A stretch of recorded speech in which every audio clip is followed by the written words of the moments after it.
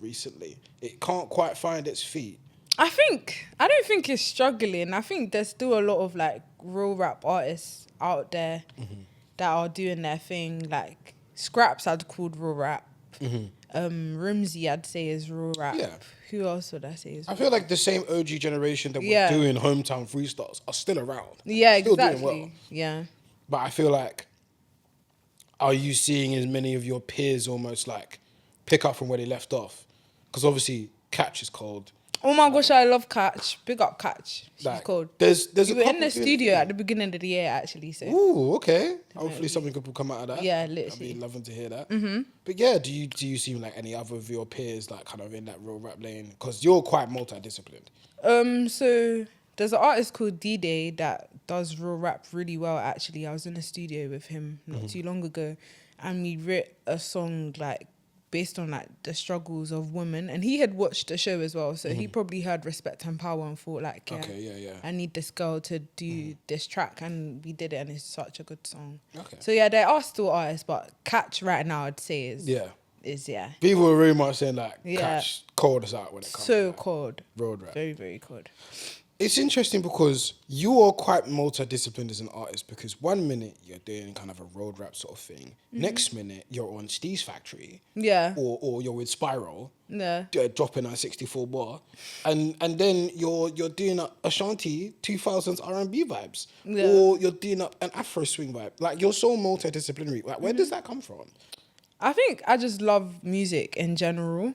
And my roots are like Sierra Leonean and South African, so I'm African anyway. So like I feel like that's where the Afro beats comes in.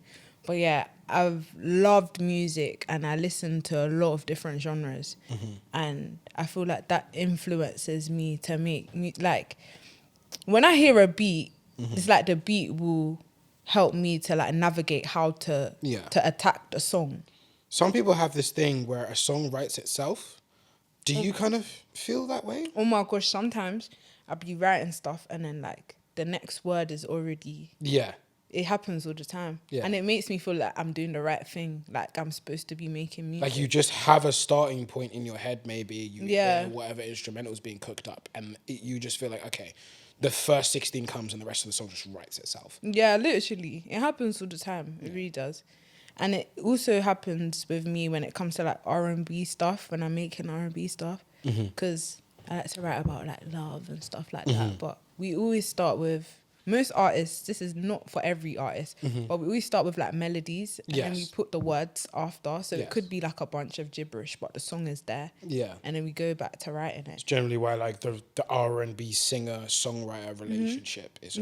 Sometimes you fuse them into one where like, obviously the singer is also a songwriter, which is why you have the singer-songwriter archetype, which I guess that directly fuses into how you write songs. Yeah. But then you've got, for yourself, you've got the MC element. Yeah, you know what? I didn't even know I had that in me. I can't lie. Like I knew I could rap, but the MCing, it kind of started because I did an AG online. I don't know if you saw that. Yeah, I saw that. And then it started from then. And people were like, you're really good at Grime. And I was like, okay. Yeah, fine. I was like, okay, and sure. then, so then I started doing a lot of Grime stuff, and that's why I got like connected with like Scorcher and stuff, and a lot of other people. DJ Target, we did his Christmas Grime set, which was really cool. Me, Monroe and Cheeks, a rapper from Manchester. Like I kind of just fell into Grime, but I will say one thing about Grime is that it helps you be more confident, because when you're in a rave and there's like 20 man them, they're not trying to let the girls rap. Yeah. But you got to just snatch the mic. you have to just give me push the mic. yourself in there and try rap. So on a confidence front, it does help a lot, because before I used to be like timid to come to the mic.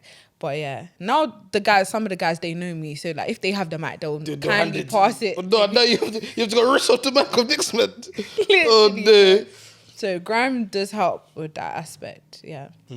I think it's just in terms of generally being overlooked as an artist in the scene as a woman. It can just be a frustrating experience. Yeah. For example, I don't know if you saw what happened with Jaya Had a Dream recently. No, I didn't see. Basically... Wait, was she on stage and she said said something about, like her set was like... she couldn't a do cut her set short, properly, she couldn't finish her set, but like, it was just the sheer truth that like, okay, cool. If I had been a dude, they would have pushed everyone else's sets back and found a way to finish later to find a way to me to be able to play my full set. But me, you'll feel more comfortable telling me that I had to cut my set short. Yeah. Right? And it's like, how do you navigate that? What approach do you take to that sort of stuff? So, because it hasn't happened to me, I wouldn't know, like, off the top of my head, but I do like the way she handled the situation, so I'll probably do something similar to that. She raised awareness, she spoke about it, like, she was a bit frustrated. I don't know if you saw it. Yeah. But it's one of those it's one of those understandable frustrations. Exactly. Because she's quite literally saying, if I was a dude, I wouldn't have my set cut short like this. You'd figure it out a way for me to be able to do my full set.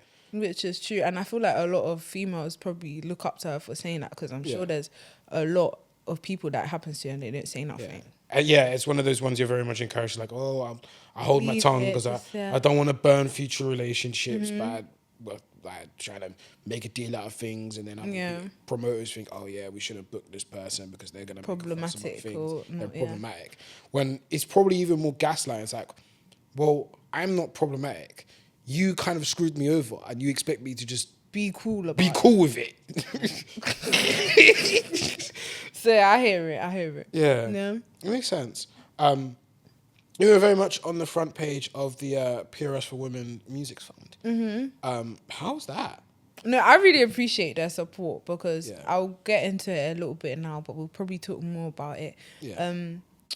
We pitched to them my EP as well, so they were helping with that, like the funding when it came to that, and it was a whole application, and there was so many applicants, so I'm happy that I'm one of the applicants that got picked for it.